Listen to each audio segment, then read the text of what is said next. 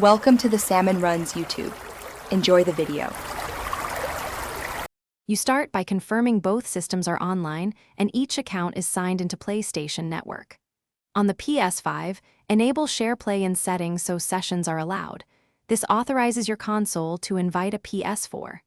Next, open Party or Gamebase and invite the Ps4 player into a party. This prepares the connection. Once the party is established, launch the game you want to share. Make sure NAT types are compatible, because that affects connection stability and latency. From the Ps5 party screen, choose Start Shareplay and select the Ps4 guest. This initiates the handshake between consoles. Then pick whether the guest will watch, control as a visitor, or play together. You can swap roles mid-session. Set the share duration, typically 60 minutes, and extend if needed.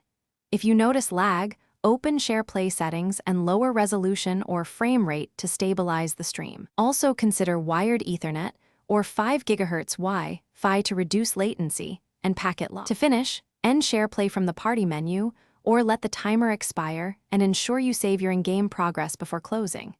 If you experience disconnects, re-invite the Ps4 player, and if problems persist, power cycle both consoles and your router. This often clears NAT mapping issues.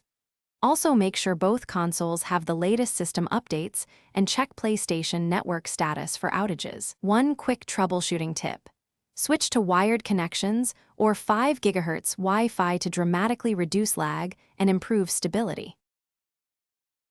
Thanks for watching. Consider subscribing if we helped you.